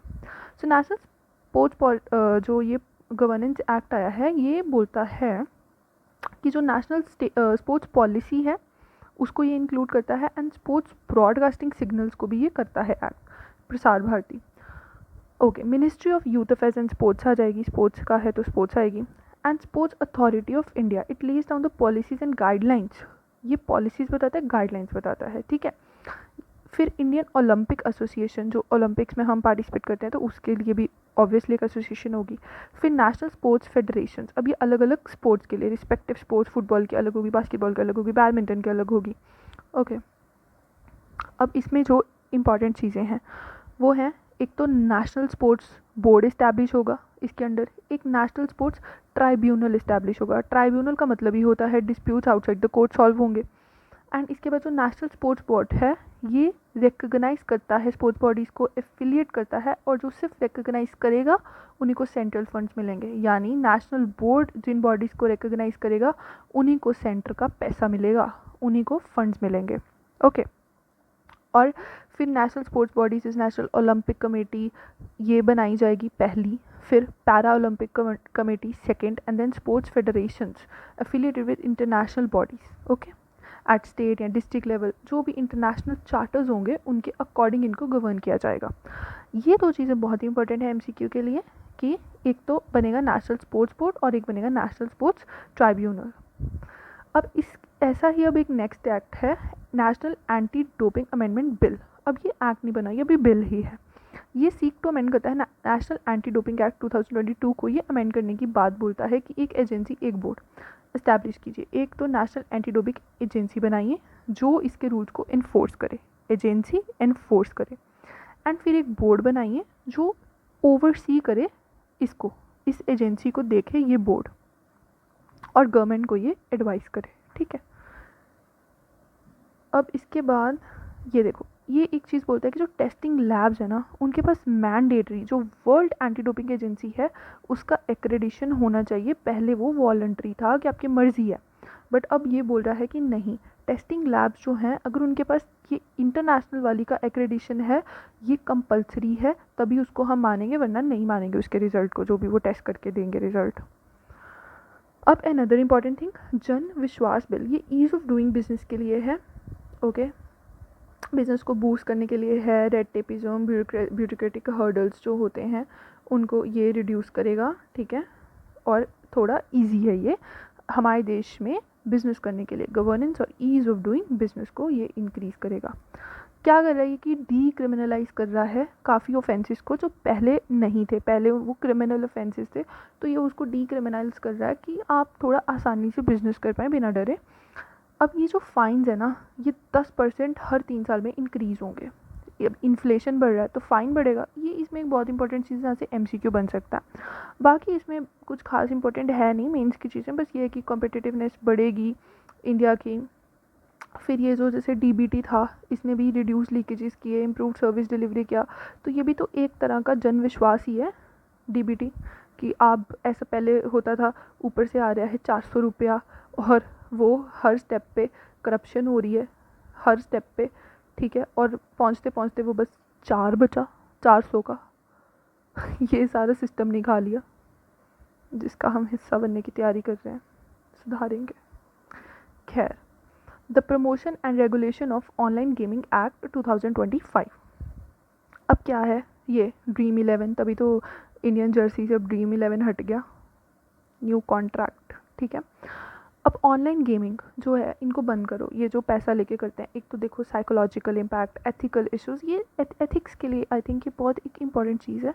एथिकल इश्यूज़ ना इससे ज़्यादा रिलेटेड है इस चीज़ से, ऑनलाइन गेमिंग एक्ट के साथ, कि ये जो सरकार ने की है ना चीज़, ये बहुत अच्छी की है, because it was necessary. Unnecessary लोग पैसा लगा रहे थे, जब भी बस गेम्स देखो, आप क्रिकेट देख रहे हैं और वहाँ पे बस ड्रीम 11 का आवाज़ जाए, आजा मेरे सर्कल में आजा, कितना मतलब आईपीएल में, तो ये सब चीज़ें अब गवर्नमेंट ने बंद कर दी हैं कि बहुत हो गया आपका, आप लोगों को गलत रास्ते पे मत लेके जाइए, हम ई स्पोर्ट प्रमोट करेंगे, स्किल बेस्ड गेम होगी। ठीक है, वो चीज़ें हम करेंगे। ये इलीगल मनी गेम्स जो हैं ये आप मत कीजिए, ये ड्रीम 11, रम्मी, पोकर, ये सब चीज़ें आप मत कीजिए। अब इलीगल प्लेटफॉर्म्स आईटी एक्ट के अंडर सरकार, ये सेक्शन 69A लास्ट पीटी में भी पढ़ा था। ओके पीटी कह रही हूँ, लास्ट मैगजीन में भी हमने ये पढ़ा था लास्ट वीडियो में। सेक्शन 69A बहुत इंपॉर्टेंट है आईटी एक्ट का, ये भी करेंगे इंपॉर्टेंट एक्ट सीरीज़ में, आईटी एक्ट बिल्कुल करेंगे। उसके बाद अदर नोटेबल इनिशिएटिव्स, एक तो ये है सेक्शन 69A, ये गवर्नमेंट को पावर देता है कि आप कुछ भी इलीगल है ना उसको हटा दीजिए। ठीक है, फिर ये जो भारतीय न्याय संहिता के आर्टिकल 111, 112 याद कर लो, penalise unauthorise betting and gambling. Betting and gambling के लिए ये बहुत इंपॉर्टेंट है। ठीक है, ये आर्टिकल्स भारतीय न्याय संहिता 2023। फिर जो आईजीएसटी एक्ट 2017 है वो भी रेगुलेट करता है इलीगल ऑफशोर गेमिंग प्लेटफॉर्म्स को। Consumer protection act bans misleading and surrogate ads. Surrogate ads देखो आती रहती है विमल की, जुबान केसरी बोलो। ठीक है, रजनीगंधा। अब ये एड्स देते हैं इलायची की, ठीक है, सिल्वर वो माउथ फ्रेशनर्स की ऐड देते हैं ये। तो ऐसा नहीं है कि ये चीज़ बनती नहीं है, ऐसा नहीं है कि विमल कोई इलायची बनाता नहीं है, बनाते हैं वो इलायची भी, बहुत कम स्केल पे उसका प्रोडक्शन होता होगा। तो वो एक तरह से सरोगेट ऐड बना रहे हैं, वो बेचना अपना पान मसाला चाह रहे हैं, बट क्योंकि वो नहीं बेच सकते हैं directly, so they are making a surrogate ad of a surrogate product, जो वो बना रहे हैं जिससे कि वो लीगल प्रोविजन से बच जाते हैं। अब कोई उनको कहेगा कि आप क्यों ऐड दे रहे हैं, बोलेंगे हम तो इलायची की दे रहे हैं, देखो हम पान मसाला की नहीं दे रहे। बोलेंगे इलायची आप बनाते हो, तो बता देंगे कि हाँ देखिए हम बना ही रहे हैं। उसके बाद ऑनलाइन कंटेंट रेगुलेशन, कंटेंट की बात आ रही है, रेगुलेट कौन करेगा, broadcasting. So ministry of information and broadcasting ये इसको रेगुलेट करेगा। तो इसने काफ़ी OTT प्लेटफॉर्म्स बैन कर दिए जो अब सीन कंटेंट प्रमोट करते हैं, which is again a good thing, करना चाहिए आपको। फिर ये देखो IT एक्ट फिर से आएगा, बहुत ही इंपॉर्टेंट है ये act. IT act cyber security में इंपॉर्टेंट है, ये पॉलिटी में भी इंपॉर्टेंट है, क्योंकि ये जैसे आर्टिकल जो 19 होता है उसके साथ इसकी काफ़ी टसल चलती रहती है। जैसे शेयर सिंगल जजमेंट हमने पढ़ी थी ना, जिसमें 66A जो है सुप्रीम कोर्ट ने स्ट्रक डाउन कर दिया था, स्ट्राइक डाउन की बहुत ज़्यादा हो रहा है ये, बहुत ज़्यादा ये रिस्ट्रिक्शंस लगा रहा है। 19 जो आर्टिकल 19(1)A है उसको ये बहुत ज़्यादा इम्पैक्ट कर रहा है। ये आई गए देखो।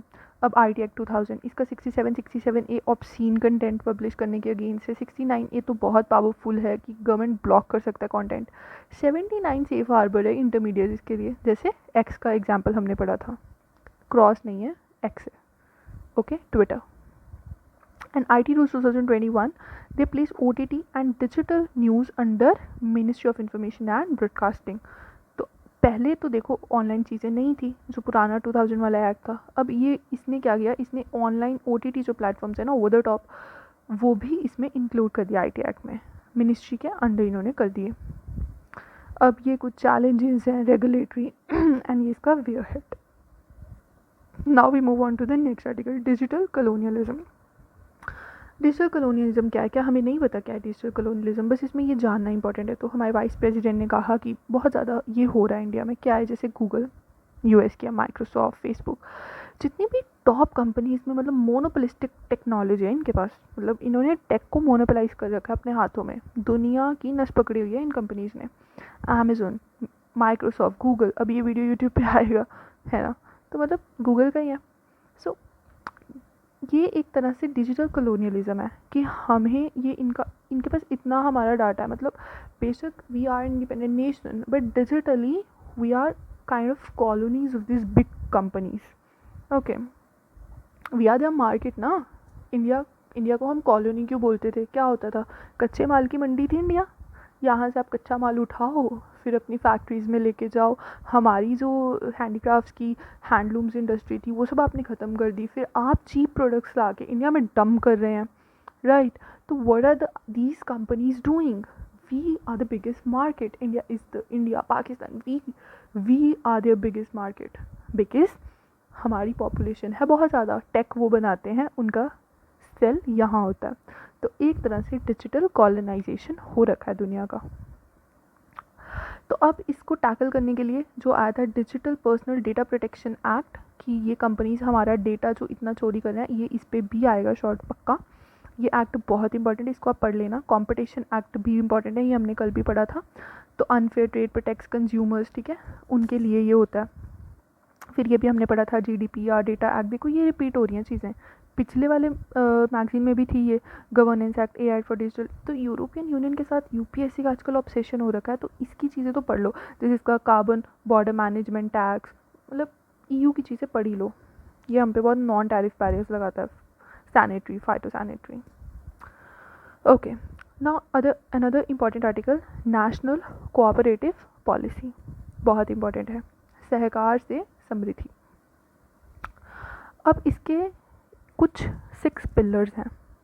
पहले तो फाउंडेशनल इंस्टीट्यूशंस, फिर वाइब्रेंसी एंड इनोवेशन, फिर फ्यूचर प्रिपेयर्डनेस। तो इसको ना याद कैसे कर सकते हैं कि जैसे फर्स्ट है बेस पे फाउंडेशन होता है, तो जैसे एक ये बच्चा है, फाउंडेशन इंस्टीट्यूशन है ना, तो इसमें ना ये बैठा हुआ है, ये मैं हूँ, एंड मैं क्या कर रही हूँ, मैं थिंक कर रही हूँ। तो थिंक का मतलब है इनोवेशन, तो मैं थिंक कर रही हूँ ऑफ फ्यूचर, तो थर्ड आ गया फ्यूचर प्रिपेयर्डनेस। तो मैं यहाँ बैठ के थिंक कर रही हूँ फ्यूचर, यहाँ बैठ के थिंक कर रही हूँ फ्यूचर। 1 2 3 हो गए। अब मैं सोच रही हूँ यार फ्यूचर में भी हम सब जब इस इंस्टीट्यूशन से निकलेंगे तो साथ में रहें हम सब दोस्त। तो मैं इंक्लूसिविटी एंड रीच की बात कर रही हूँ कि भले ही हम दूर दूर हैं पर फिर भी हम इंक्लूसिव रहें, तो हमारी जो रीच है ना और इंक्लूसिविटी वो रहे। फिर मैं सोच रही हूँ सेक्टर डाइवर्सिफिकेशन का कि यार हम जाएंगे सब अलग अलग जगह काम करेंगे, कोई आईटी में करेगा, कोई बिज़नेस में करेगा, कोई गवर्नमेंट में करेगा, ठीक है, और फिर भी हम इंगेज रहेंगे। तो ये मेरा याद करने का तरीका है, आप किसी भी तरीके से याद कर सकते हैं कि मैं एक इंस्टीट्यूशन में बैठ के सोच रही हूँ फ्यूचर का कि हम सब इकट्ठे कैसे रहेंगे, अलग अलग सेक्टर में होंगे पर फिर भी हम एक साथ रहेंगे सब दोस्त। उसके बाद objectives, activate participation of 50 crore people currently outside और इनएक्टिव। अब जो लोग नहीं हैं उसको भी हम कोऑपरेटिव्स का जो है वो हिस्सा बनाएं। अब देखो इसके फीचर्स क्या हैं, लेजिस्लेटिव रिफॉर्म्स, पॉलिटिकल आ गया, फाइनेंशियल इकोनॉमिक आ गया, ठीक है, बिजनेस वाला भी इकोनॉमिक में आ गया, फिर future readiness science and tech में आ गया जैसे agri stack databases, then new sectors जैसे क्लीन एनर्जी वेस्ट इन्वायरमेंट का आ गया, एंड इंक्लूसिविटी सोशल। तो यही तो टेम्पलेट मेंस के लिए होती है कि आपको किसी भी चीज़ के अगर पूछ लिए फीचर्स तो right it on this, political economic science, मतलब साइंस एंड टेक का, इन्वायरमेंट का, सोशल का। तो देख लो कितने अच्छे से दिया उन्होंने। अब देखो इसमें एक इंपॉर्टेंट चीज़ है कि national steering committee is chaired by union minister. बोल देगा चेयर्ड बाय पीएम है क्या, no, it is chaired by union minister जो हैं मिनिस्ट्री ऑफ कोऑपरेटिव्स के। सबसे पहले ये प्री इंडिपेंडेंस में आया था 1904 में। बोल देगा कि मतलब पोस्ट इंडिपेंडेंस में ही सबसे पहले कोऑपरेटिव्स की बात की गई थी, नहीं, प्री इंडिपेंडेंस में भी थी कोऑपरेटिव्स। ओके, सरदार पटेल भी थे ना cooperatives, okay. More then 8 lakh societies हैं इंडिया में करंटली, उसमें से 2 लाख पैक्स हैं। अब बोल देगा 90% are PACS, okay, more than 50% are PACS, तो कैसे होगा, 8 लाख में से 2 लाख है, मोर देन 50% कैसे हो जाएगा, 4 लाख प्लस होगा तो होगा ना। पर हाउसिंग एंड कंज्यूमर वाली 6 लाख है नॉन क्रेडिट। तो ये क्रेडिट पैक्स क्रेडिट देते हैं, ये क्रेडिट नहीं देते हैं, ये भी याद करना बहुत बहुत इंपॉर्टेंट है कि जो पैक्स होते हैं प्राइमरी एग्रीकल्चर कोऑपरेटिव्स ये क्रेडिट देते हैं, ये क्रेडिट वाले होते हैं, एंड ये जो बाकी वाले होते हैं नॉन क्रेडिट वाले होते हैं। तो ये ऐसे पूछ सकते हैं क्रेडिट वाले ज़्यादा हैं, नहीं, कम हैं, 2 लाख ही 8 में से, नॉन क्रेडिट वाले ज़्यादा हैं। इसको आप ऐसे याद करो, ये है 8 ये 8 है टोटल, इसमें से ये 2 ये 6 ये हैं पैक्स एंड ये हैं क्रेडिट, ये हैं अदर्स एंड ये हैं नॉन क्रेडिट। ओके, तो top sectors housing, dairy, PACS, okay, these are the top sectors. Housing, PACS मतलब टॉप नहीं है, थर्ड पे है, पहले हाउसिंग एंड डेयरी।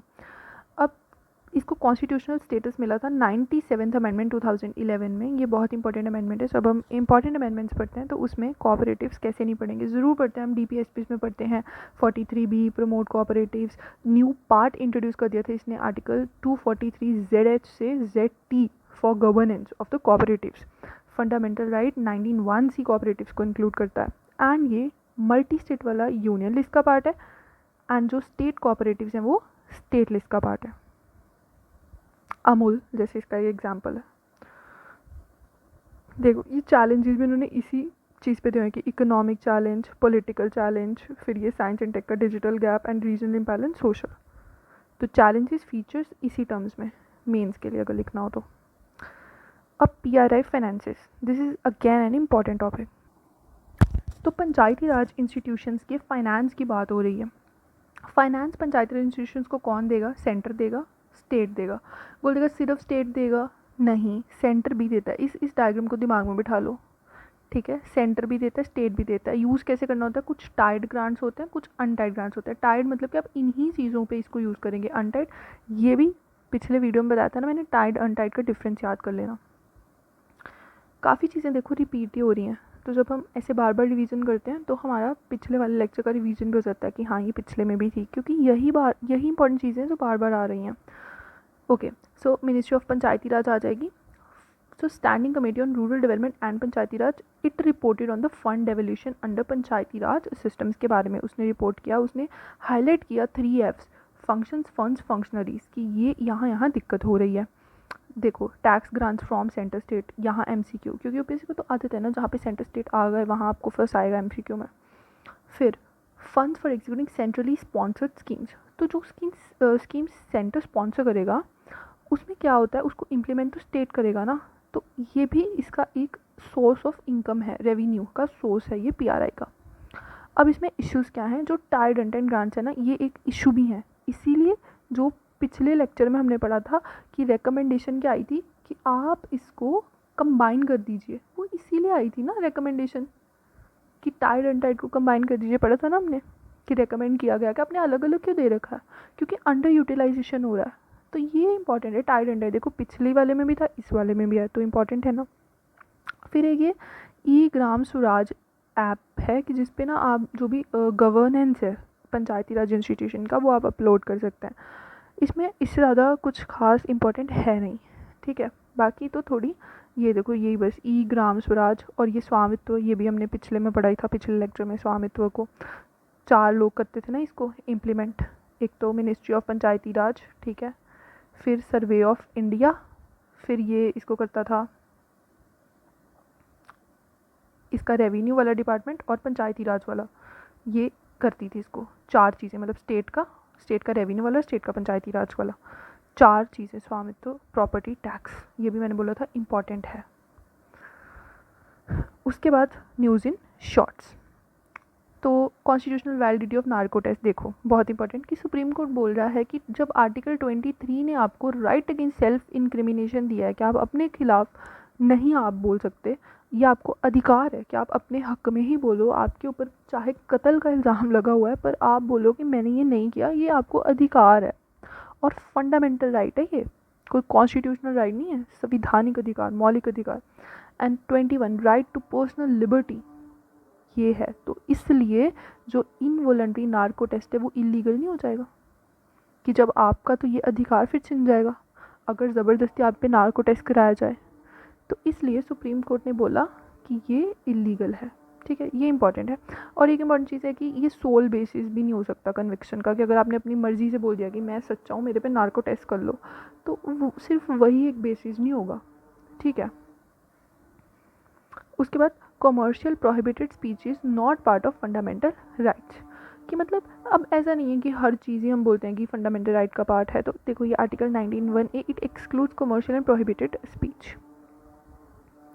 तो जैसे हम कहें कि यार मेरे को अधिकार है, मैं कुछ भी गलत बोल दूंगा, नहीं, आप कुछ, आपके ऊपर सर्टन रिस्ट्रिक्शंस तो लगेंगे, पर ये जो ITAC 69 है, तो इसलिए गवर्नमेंट जो है ना वो फिर ब्लॉक भी कर देगा उस कंटेंट को कि आप मिसयूज़ नहीं कर सकते अपने अधिकारों को। फिर सेक्शन 66A, ये श्रेया सिंगल वाला जजमेंट, ये भी बहुत इंपॉर्टेंट है। सुप्रीम कोर्ट ने, मतलब सुप्रीम कोर्ट इज़ मतलब वेरी वेरी गुड इंस्टीट्यूशन, जहाँ उसको लगा आपके अधिकार की बात आ रही है उसने उसको आर्टिकल को स्ट्राइक डाउन भी कर दिया, पर जहाँ उसको लग रहा आप अपने अधिकार का मिसयूज़ कर रहे हैं तो उसने गवर्नमेंट को फिर पावर भी दे दी 69A में कि आप इसको स्ट्राइक डाउन कर दीजिए। डिस्ट्रप्शन ऑफ पार्लियामेंट थोड़ा मीन्स का टॉपिक है कि अब पहले 140 डेज़ ईयरली मिलता था, अब 60-70 डेज़ ही हम मिलते हैं, पार्लियामेंट सीटिंग्स कम हो रही हैं, तो एथिक्स कमेटी जो है ना वो थोड़ा इसके ऊपर देखे। इस पर 2024 में आया था सवाल, किसमें, प्री में, और ये किस में दिया हुआ था 24 की PT में, तो मेरा ये सवाल सही हुआ था। उसके बाद rules for OCI card tightened, section 7D of the citizenship act 1955। अब OCI कार्ड के लिए कुछ रूल्स उन्होंने मतलब टाइटन किए हैं, ये सिटीजनशिप वाले चैप्टर का पार्ट है कि एटलीस्ट 2 years अगर प्रिजन में है कोई तो फिर उसका जो OCI रजिस्ट्रेशन है वो कैंसिल हो जाएगा, ठीक है। और अगर उसके ऊपर चार्जशीट फाइल हुई है, ठीक है, फॉर ऑफेंस 7 years और मोर, तो भी मतलब अगर 2 साल के लिए जेल में और 7 और मोर ईयर्स के लिए अगर चार्जशीट फाइल हुई है या अक्यूज्ड है तो फिर उसका OCI रजिस्ट्रेशन कैंसिल हो जाएगा। नेक्स्ट वी हैव जो 2015 में PIO कार्ड स्कीम आई थी कि जिसमें उसको OCI में मर्ज कर दिया गया था दोनों को, ये भी पिछले वाले लेक्चर में हमने पढ़ा था और बहुत सी चीज़ें तो रिपीट ही हो रही हैं, ठीक है, ये OCI वाला भी। अब उसके बाद रिमूवल ऑफ जजेस इन हाई जुडिशरी, ये भी आ ही गए थे ना आर्टिकल 124, 217, 18, देखो ये भी चीज़ हमने पढ़ी थी पिछले वाले लेक्चर में, ठीक है, ये सब आर्टिकल्स ओके पढ़े थे, ये आप याद कर लो फिर से। कि ये देखो ये लक्ष्मण ने दिया ही हुआ है कि 100 मेंबर्स लोकसभा के लिए चाहिए, फिर 90 राज्यसभा के लिए चाहिए, फिर एक 3 मेंबर कमेटी बनेगी और इसमें कौन कौन होंगे ये बहुत इंपॉर्टेंट है कि एक सुप्रीम कोर्ट के जज होंगे, हाई कोर्ट के चीफ जस्टिस एंड ज्यूरिस्ट होंगे, ठीक है। फिर स्पेशल मेजोरिटी चाहिए, फिर इम्पीच के जज, और अभी तक ना कोई भी जज इम्पीच नहीं हुए हैं, कोई भी नहीं। और ये उन्होंने बोला कि there is no mention of word impeachment, ये वर्ड नहीं यूज़ हुआ, सिर्फ रिमूवल ऑफ जजेस है। पूछेगा constitution mentions the word impeachment, नहीं mention. Election to the office of the vice president of India, election commission करेगा, इलेक्टेड एंड नॉमिनेटेड दोनों मेंबर्स होंगे। ये भी स्टैटिक का वर्ड है यार, ये नहीं होता करंट में। Suppose election of vice president हम पढ़ते नहीं क्या, ज़रूरी पढ़ते, छोड़ जाते लक्ष्मीकांत से, बेसिक लक्ष्मीकांत की चीज़, ये कैसे नहीं पढ़ेंगे हम, करंट पढ़ेंगे यहाँ पे। ECI नेट ऐप, ठीक है, इलेक्शन कमीशन का ये एक्ट है जो अभी गुजरात, केरला एंड पंजाब में यूज़ हुआ है बाई इलेक्शंस में। ये क्या इसमें एक तो फॉर्म 17C पिछले साल भी था, ये पीटी में इंपॉर्टेंट है। इसका first part provides information related to total number of elect, देखो इतना इंपॉर्टेंट नहीं कि फर्स्ट पार्ट क्या है, सेकंड पार्ट क्या है, ये इतना यूपीसी डेप्थ में जाएगा बिल्कुल नहीं। बस फॉर्म 70 किससे रिलेटेड है, तो इलेक्टर से, इलेक्टर डाटा से रिलेटेड है, इलेक्टर डाटा से, बस इलेक्टर डाटा, फॉर्म 17C इलेक्टर डाटा बस। और ये वोटर टर्नआउट को रिपोर्ट करता है one stop platform, ECI net. उसके बाद बिल ऑफ लेडिंग 2025। अच्छा, बिल ऑफ लेडिंग होता क्या है, बेसिकली एक डॉक्यूमेंट होता है जो फ्रेट कैरियर शिपिंग को देता है, जिसमें टाइप, क्वांटिटी, कंडीशन, डेस्टिनेशन, ये सब चीज़ें लिखी होती हैं, ठीक है। ये होता है बिल ऑफ लेडिंग, बस पता मुझे क्या होता है। फिर नेशनल कोऑपरेटिव डेवलपमेंट कॉरपोरेशन, तो यूनियन कैबिनेट ने अप्रूव कर दिया है एक सेंट्रल सेक्टर स्कीम। देखो central sector and centrally sponsored का डिफरेंस तो क्लियर है ना। सेंट्रली स्पॉन्सर्ड मतलब कि स्टेट इम्प्लीमेंटेशन होगा एंड कुछ रेशियो में फंडिंग होगी। सेंट्रल सेक्टर है तो 100% फंडिंग कौन करेगा, सेंटर करेगा। So grant in aid to the national cooperative development corporation, इसको दिया जाएगा एक ग्रांट। अब ये कैसे दिया जाएगा, बहुत इंपॉर्टेंट है बहुत, कि 2000 करोड़ देंगे हम 4 साल, तो 500 करोड़ हर साल देंगे, मैथ्स ओके। और देखो आर्टिकल 275 जो है ना, उससे ये गाइडेड है कॉन्स्टिट्यूशनली भी, statutory grants and 282 discretionary grants of the constitution, कि ये आपको देनी है, ये आपकी मर्जी है। और ये फिर national cooperative development corporation important है, इसके हेडक्वार्टर्स है न्यू दिल्ली में, and it was established bye an act of parliament, ठीक है, under the ministry of corporation. तो ये स्टैट्यूटरी है, क्योंकि एक्ट से इस्टेब्लिश हुई है ना, तो स्टैट्यूटरी है, स्टैट्यूट। ये इसके फंक्शंस है, इसका मैनेजमेंट है, ठीक है। Next we have this quality council of India, तो इसका जो minister of state for commerce and industry हैं, उन्होंने इनॉग्रेट किया है इसकी new headquarters at world trade centre in new Delhi. तो ये इस्टेब्लिश की गई है as a national body for accreditation, कि बेसिकली जो भी हमारा ट्रेड होता है, to lead national quality campaign, to develop appropriate capacities at the level of governments, institutions and enterprises, to develop, establish and operate national accreditation programs. And ये जो phytosanitary technical जो भी barriers EU and other organization हम पे लगाते हैं, तो उनके ऊपर ये जो क्वालिटी काउंसिल ऑफ इंडिया है ये चेक करता है, एंड इट इज़ रिस्पॉन्सिबल कि जिससे जो हमारा ट्रेड है वो ज़्यादा देशों के साथ हो without any barriers and tariffs. फिर आ जाता है Adi Karmayogi programme. So ministry of tribal affairs, Adi से हमें याद रहेगा, and it aims at building a cadre of highly motivated officers जो ग्रास रूट ट्रांसफॉर्मेशन करें, कि ऐसा नहीं है कि ये ऑफिसर और ये बस ऐसे ऊपर ऊपर तक रह जाए, बट ग्रास रूट्स तक जाके एंड जो ऑफिसर्स हैं उनकी ये कैपेसिटी बिल्डिंग करता है। अबाउट 20 लाख फील्ड लेवल्स जो स्टेक होल्डर्स हैं, and it emphasizes a citizen-centric ideation and delivery, reach 1 lakh tribal villages and habitations, ये इसका टारगेट है। Next we have national standards for civil service training institutions, तो it is develop by the capacity building commission, ये last year काफ़ी time से है news में, under the mission Karmayogi. So ये मिशन कर्मयोगी इंपॉर्टेंट है। सो इसमें जैसे AI ड्रिवन टेक्नोलॉजी, जब AI का ज़माना है, तो जो ऑफिसर्स हैं ऐसा नहीं है कि उन्हें सिर्फ बुक वर्क आता हो, they should know the new learning models is well. और ये सब इसके बारे में कुछ चीज़ें, इसके 8 पिलर्स हैं, जैसे assessment, course design, faculty development, training support, ये सब चीज़ें हैं मेंस के लिए। एंड बस with this we complete a polity lecture, and I hope you like it. See you in the next video. Till then take care, bye.